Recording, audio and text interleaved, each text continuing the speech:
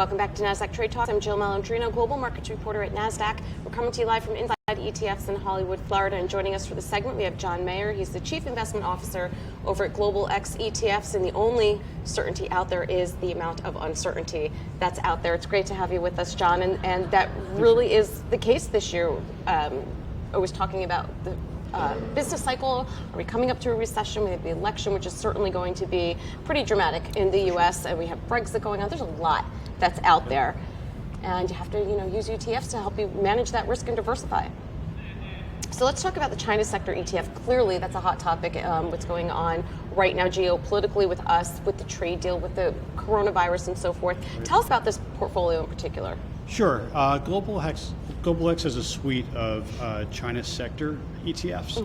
And China being the second largest economy, we thought it would be very interesting to create a portfolio using sectors. Instead of just broad basing China, looking at individual sectors within the ecosystem of China, whether it be communication services or energy or financials or healthcare, and then kind of splitting it apart between old economy versus new economy. So in some ways, China has some comparisons to the US, in other ways, very different comparisons because it grew up in a different way because it's a command economy.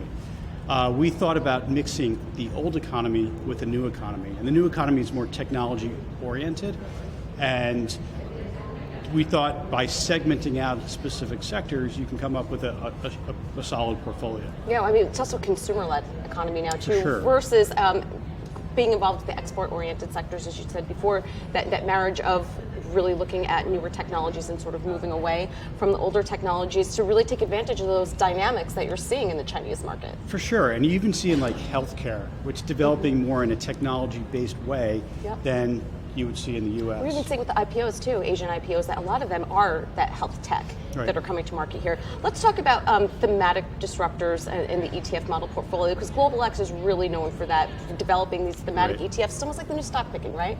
So let's talk about a couple of these with growth potential and how you're targeting structured themes to provide that growth. So I've developed a thematic portfolio using both Global X ETFs as well as non-Global X ETFs. We take an open architecture approach, and Global X does have a strong focus on thematics, but some of the thematic ETFs may be too small to put in a portfolio that we put on outside platforms. So we really take an objective view in terms of the ETFs that we choose to put in our thematic disruptors portfolio. But the concept of this portfolio is to take advantage of the structural themes that are changing in the broader economy and use this as a portion of your overall portfolio. So developing a portfolio, you typically look at patterns from the past. In a thematic portfolio, it's all forward-looking. So what we're doing is suggesting that you mix something that's forward-looking with more historical patterns in an asset allocation model. But this thematic portfolio is looking at forward sales growth of the underlying companies within the portfolio, within the ETF that's in the portfolio. So I would imagine there's a lot of technology exposure in there. What are some of the sectors that you look at? So what we try to do is we look at the traditional GIC sectors, and we look at something that's disrupting that sector. What's disrupting industrials? It's automation and robotics. What's disrupting financials? That would be financial technology. And then, so if you actually look in some of the ETFs on the thematic side, they may cross different sectors, but we're trying to look at what that sector it's disrupting in the more traditional sector.